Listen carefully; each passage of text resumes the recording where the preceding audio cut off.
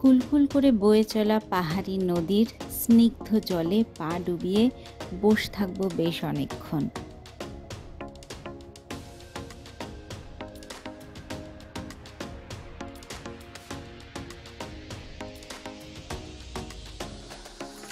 সেখান থেকে চলে যাব একটা ড্যামে।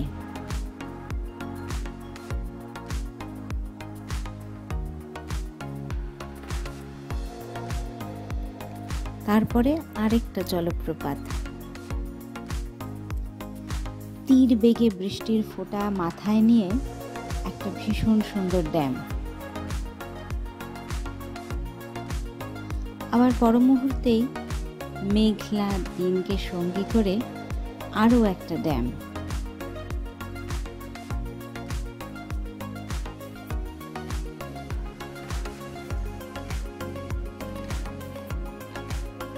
দেখব জগন্নাথ মন্দির, আর তার সাথে লাগোয়া 300 বছরেরও বেশি পুরনো এক রাজবাড়ি।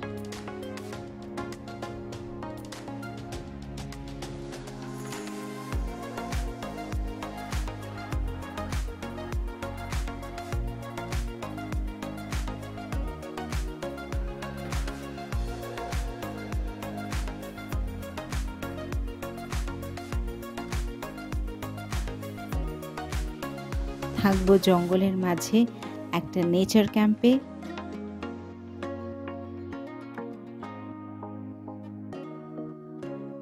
তার সাথে একটা জঙ্গল সাফারি।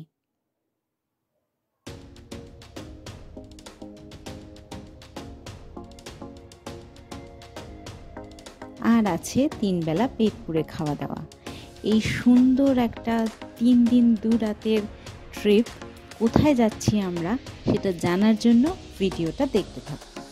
আমাদের প্রথম গন্তব্য আজকে বালাসোর। আমরা যাব NH16 ধরে কোলাঘাট, খড়গপুর হয়ে জলেশ্বর।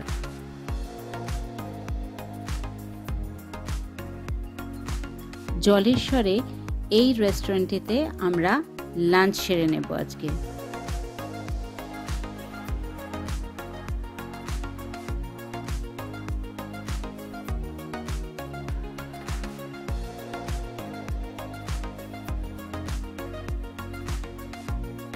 জলেশ্বরে লাঞ্চ সেরে আমরা পাশের দোকানেই মুখ মিষ্টি করলাম স্পেশাল পান দিয়ে।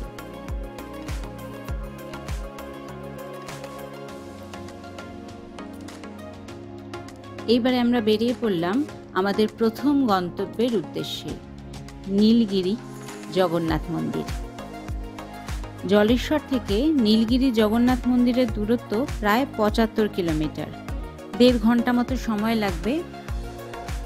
আমরা স্টেট হাইওয়ে 19 ধরে পৌঁছে যাব আমাদের পরবর্তী গন্তব্যে।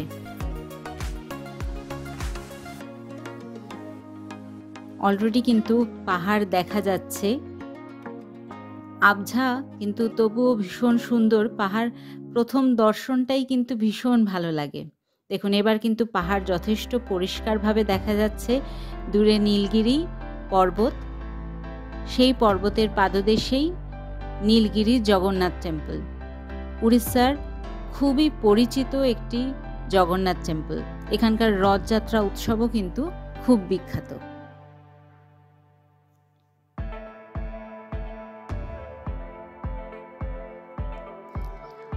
দূরে মন্দির দেখা যাচ্ছে।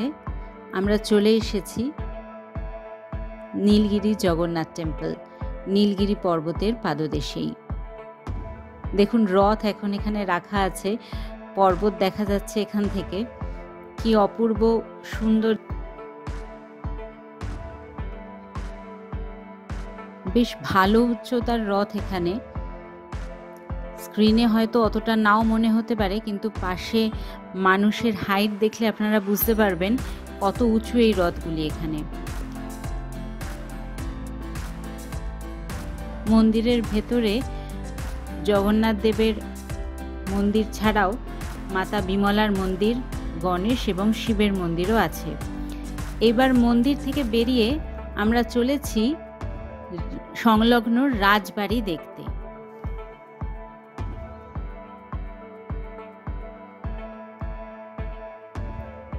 মূল ফটক দিয়ে প্রবেশ করলাম আমরা রাজবাড়িতে। বাঁদিকে কনক দুর্গা মন্দির।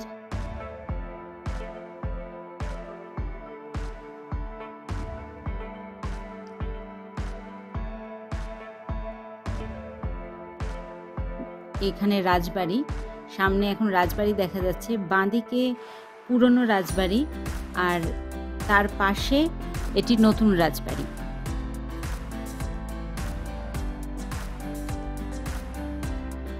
এই নতুন রাজবাড়িতে এখনও বর্তমান প্রজন্মের লোকেরা বসবাস করেন, যে কারণে এখানে নো এন্ট্রি দেওয়া আছে, এখানে এন্ট্রির পারমিশন নেই। আমরা দূর থেকেই রাজবাড়ির ছবি তুললাম।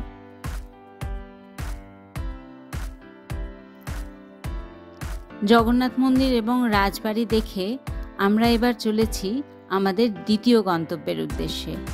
এখান থেকে ডিস্টেন্স 22 কিলোমিটার মতো, খুব একটা দূরে না। পাহাড়ের সাথে সাথেই আমরা খুব মনোরম রাস্তা দিয়ে চললাম।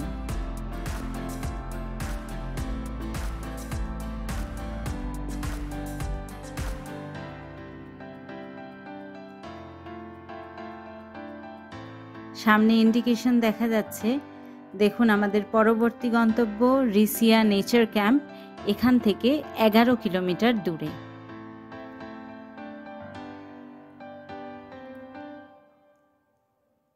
গ্রামের মধ্যে দিয়ে আমরা চলেছি নেচার ক্যাম্পের উদ্দেশ্যে। এটিও কিন্তু জঙ্গল এরিয়ার মধ্যেই, বেশ কিছু আদিবাসী গ্রাম আছে এখানে।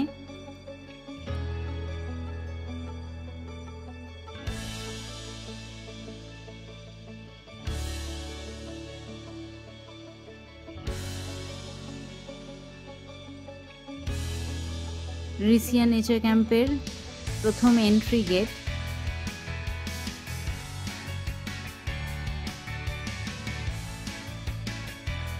এখান দিয়ে ঢুকে ডান দিকে অফিস, সেখানে এন্ট্রি করাতে হয়, তারপরে আরও ভেতরে যাওয়া যাবে। এন্ট্রি করিয়ে আমরা এবার চললাম নেচার ক্যাম্পের মেন গেটের উদ্দেশ্যে। দেখুন পুরো জঙ্গলের রাস্তা ধরে কিন্তু আমরা যাচ্ছি এবং বেশ ঘন জঙ্গল।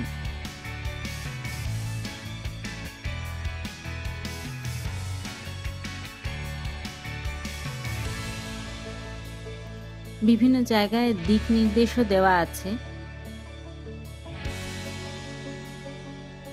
দেখুন দিক নির্দেশ দেওয়া আছে রিসিয়া নেচার ক্যাম্পের। ঘন জঙ্গলের মধ্যে দিয়ে লাল মাটির রাস্তা পেরিয়ে আমরা চলে এসেছি আমাদের আজকের গন্তব্য রিসিয়া নেচার ক্যাম্প।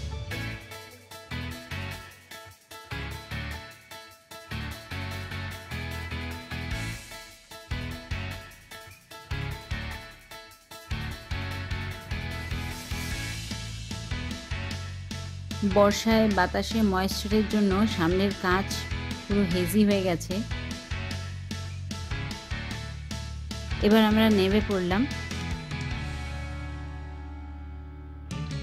এখন পড়ন্ত বিকেল, একটু চারপাশটা ঘুরে দেখে নিচ্ছি।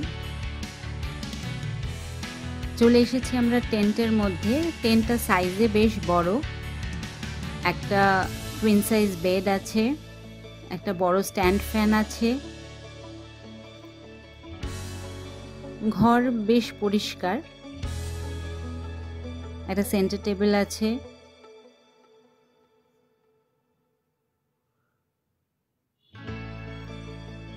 এর সাথে রয়েছে আরেকটা লাগোয়া চেম্বার, এটাকে চেঞ্জিং রুমও বলা চলে। এখানে একটা ড্রেসিং টেবিলও রয়েছে।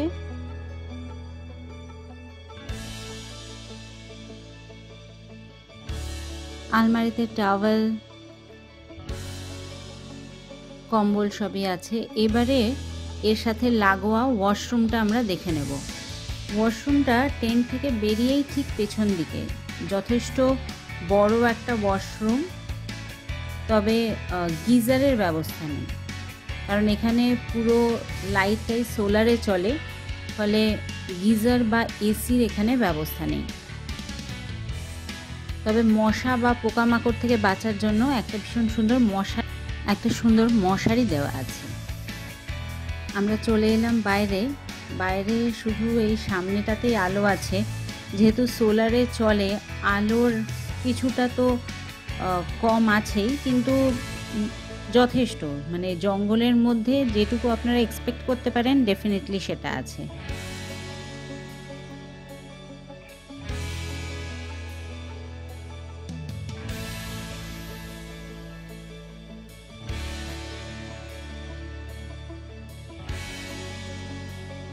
টেন্টের সামনেটাই কিন্তু আলো আছে।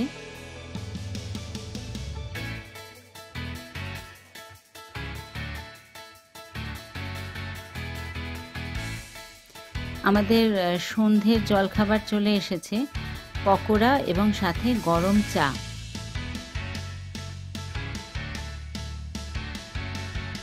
আমরা চলে এসেছি ডিনার করতে। ডাইনিং এরিয়া এটা।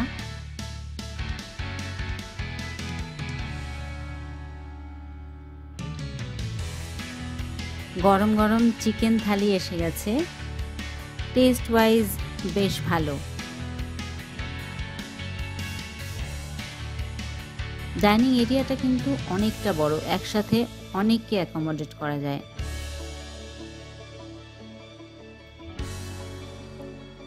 ডিম থালিও ছিল। এখানে আছে ডাল, ডিম, একটা সবজি আর চাটনি।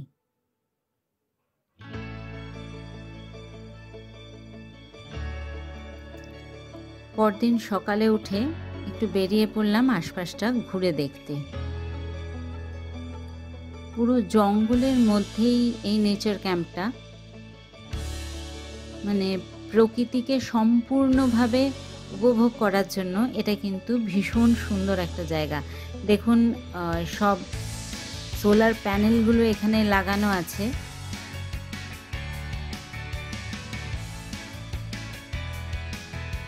দেখুন কি পেছন দিকটায় সম্পূর্ণ ঘন বন। এটাই ক্যাম্পের ঢোকার রাস্তাটা, যেটা দিয়ে কাল আমরা ঢুকেছিলাম। ডান দিকে যে একটা বড় প্যাসেজ দেখা যাচ্ছে ওটা হলো ড্রাইভার্স পার্কিং লট। যথেষ্ট বড় একটা পার্কিং লট, অনেকগুলো গাড়ি কিন্তু একসাথে এখানে দাঁড় করিয়ে রাখা যাবে।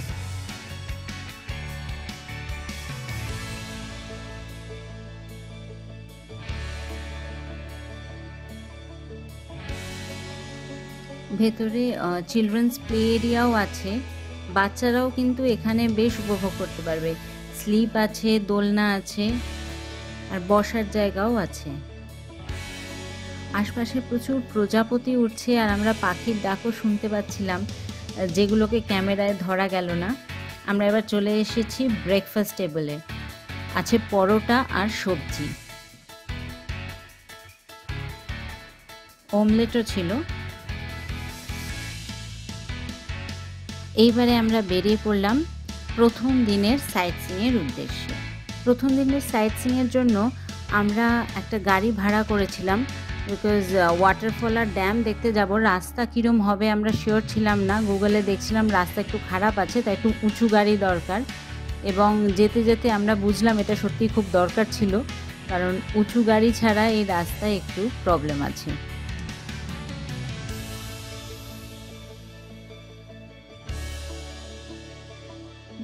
সবে সবে বর্ষা গেছে, যার জন্য চারদিকটা একদম সবুজ হয়ে রয়েছে।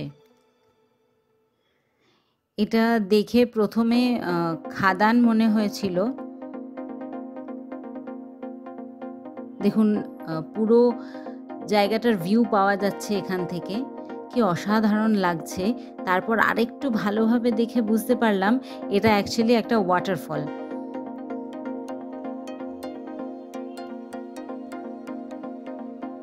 আমরা অনেকটা উপরে রয়েছি, এবারে আস্তে আস্তে আমরা একটু নিচের দিকে নামছি ওয়াটারফলটার পাদদেশে যাবার জন্য।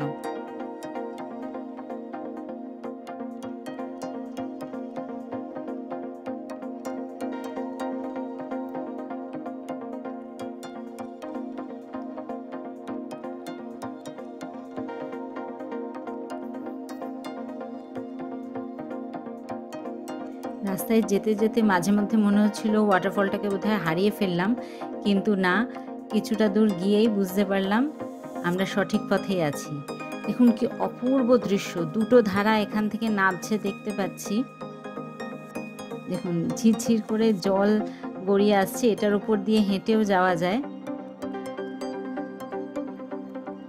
অনেকেই ওয়াটারফলের নিচে চলে গেছে স্নান করার জন্য। প্যানোরামিক ভিউটা কিন্তু ভীষণ সুন্দরের, আর সত্যি এটা চোখের সামনে না দেখলে বোঝা যাবে না যে কি সুন্দর। এই সারিসুয়া ওয়াটারফল দেখে আমরা এবার বেরিয়ে পড়লাম আমাদের পরবর্তী গন্তব্যের উদ্দেশ্যে। সারিসুয়া ড্যাম দেখে এবারে আমরা বেরিয়ে পড়লাম আমাদের পরবর্তী গন্তব্যের দিকে।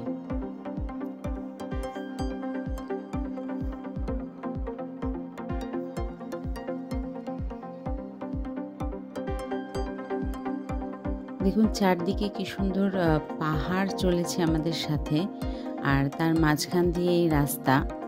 এবারে কিন্তু চলে এসেছি একেবারে মেঠো রাস্তার মধ্যে। ড্যামের ক্যানাল শুরু হয়ে গেছে, তার মানে ড্যামও কাছাকাছি রয়েছে। এবার আমাদের চলে এসেছি শোলা ভাউনি ড্যাম। প্রচণ্ড জোরে বৃষ্টি হচ্ছে, আমরা নেবে এবার এগিয়ে যাব আস্তে আস্তে ড্যামের বাঁধটার দিকে।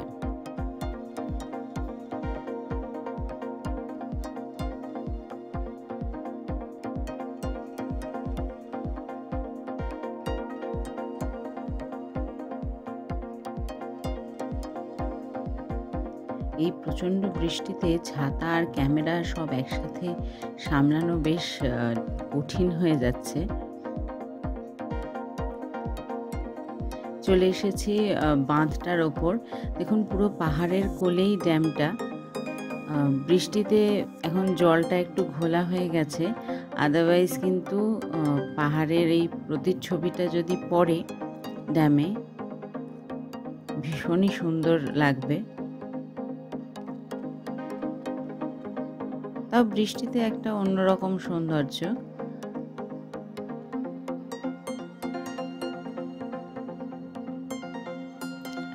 আসার পথে এই সিনটা চোখে পড়ে গেল, আমরা নামতে বাধ্য হলাম। আর চারপাশে এই বৃষ্টির জন্য একটা হালকা মেঘ ভেসে বেড়াচ্ছে পাহাড়ের গাগুলোয়।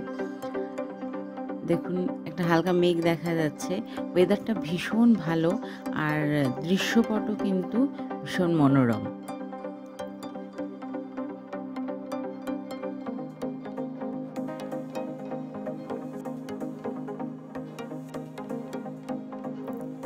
এই ধরনের রোড জার্নিতে এই দৃশ্যগুলো কিন্তু মনে গেঁথে থাকে। বৃষ্টির পর চারদিকটা সবুজ, আর পাহাড় জুড়ে একটা মেঘের একটা হালকা আচ্ছাদন, ভীষণ সুন্দর। চলে এসেছি আমাদের পরবর্তী গন্তব্যে, সিন্ধুয়া ড্যাম।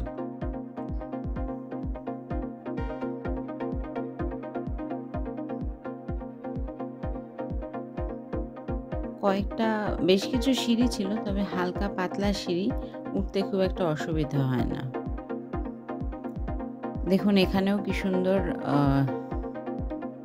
নেচারটা ভীষণ সুন্দর। দুটো পাহাড় মিশেছে, তার মাঝখান দিয়ে ড্যামটা। আরও বৃষ্টির জন্য জায়গাগুলো আরও সতেজ সবুজ হয়ে গেছে, দেখতে আরও বেশি ভালো লাগছে।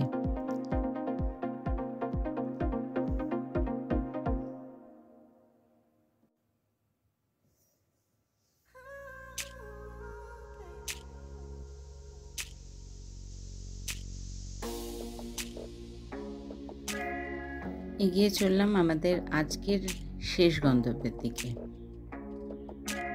অপূর্ব পাহাড়ের দৃশ্য। আজকের এই সাইট সিইংয়ের জন্য আমরা গাড়ি ভাড়া করেছিলাম। বিভিন্ন জায়গায় শুনেছিলাম রাস্তা একটু খারাপ আছে কিছু কিছু জায়গায়, যেটা পেলামও। মোস্টলি ভালো, কিন্তু ড্যামে ঢোকার মুখে বেশ কিছু জায়গায় রাস্তা খারাপ আছে, তাই একটু উঁচু গাড়ি না হলে অসুবিধা। আমরা চলে এসেছি খুমকুট ড্যাম।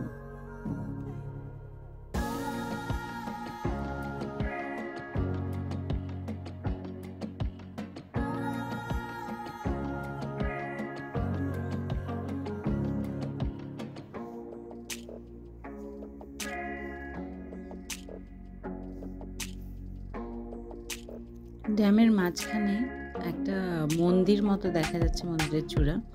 এবারে আমরা ফিরছি হোটেলের পথে।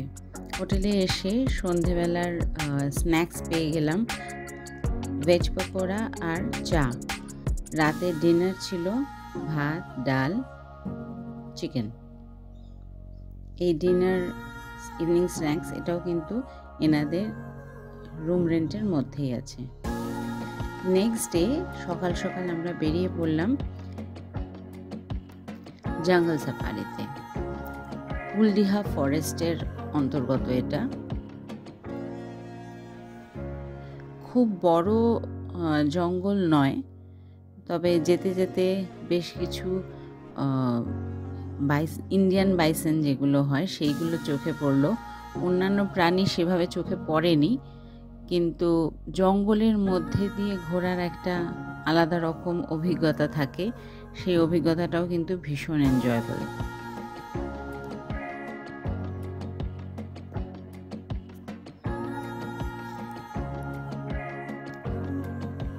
এবার আমরা আস্তে আস্তে জঙ্গল থেকে আরেক দিক ঘুরে বাইরের দিকে যাচ্ছি। তার মধ্যেই পথে পড়ল রিসিয়া ওয়াটারফল। এই ঘন জঙ্গলের মধ্যে দিয়ে কুলকুল শব্দে জল বয়ে যাচ্ছে। এই যে অভিজ্ঞতা, এটা সত্যি ভাষায় প্রকাশ করা যায় না। এই ঠান্ডা জলে পা ডুবিয়ে অনেকক্ষণ কিন্তু এখানে বসে থাকতে ইচ্ছা করে। দেখুন ঝর্ণার জল বয়ে চলেছে। এখানে একটা চাতালও আছে, যেখানে কিন্তু বসে বেশ কিছুটা সময় অতিবাহিত করা যায়। আর জঙ্গল সাফারির এইটার প্যাকেজটার মধ্যেই কিন্তু এই ড্যামটা ইনক্লুডেড।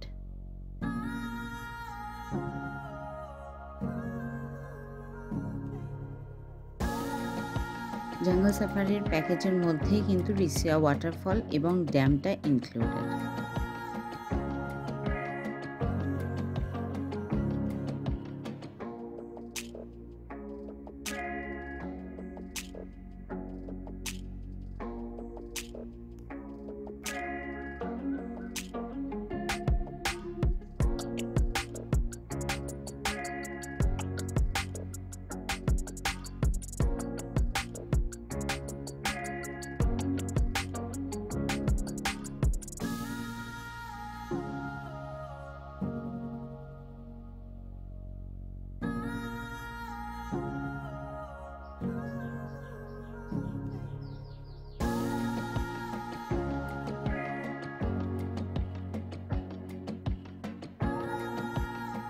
এবারে আমরা চলেছি রিসিয়া ড্যামের দিকে।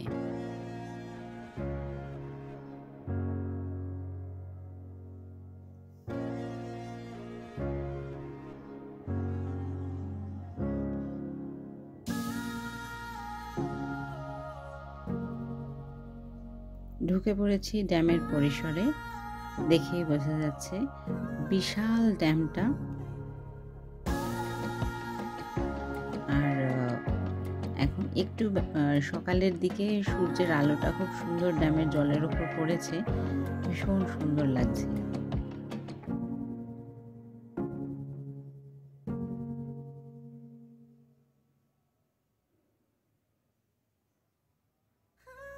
আগের দিন যে ড্যামগুলো আমরা দেখেছিলাম সেগুলোর তুলনায় রিসিয়া ড্যামটা কিন্তু অনেকটাই বড়।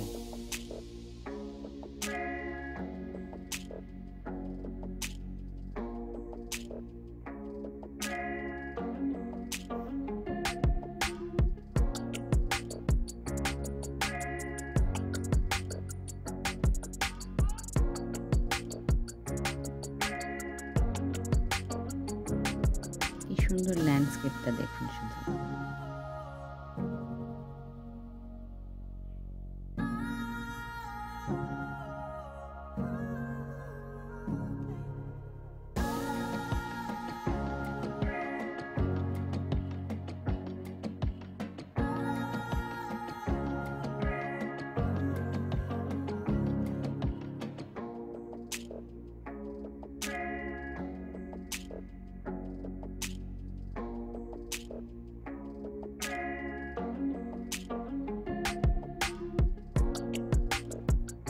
এবারে আমরা ফিরে চললাম হোটেলের দিকে। আমাদের সাইট সিইং এবং জঙ্গল সাফারির জন্য গাড়ি ভাড়া লেগেছিল যথাক্রমে ৩১০০ এবং ১৫০০ টাকা। হোটেল থেকেই আমরা এই গাড়ি ভাড়া করেছিলাম।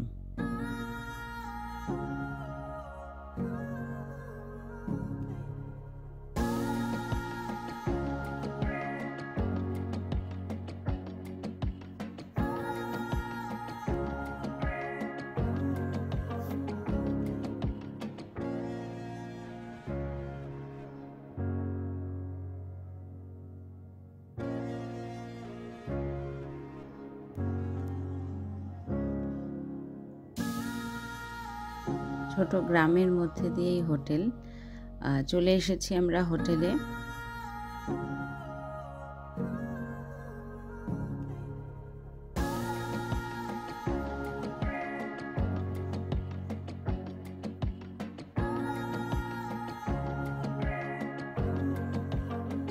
এবারে আমরা হোটেল থেকে চেক আউট করে বাড়ি ফেরার পথ ধরলাম।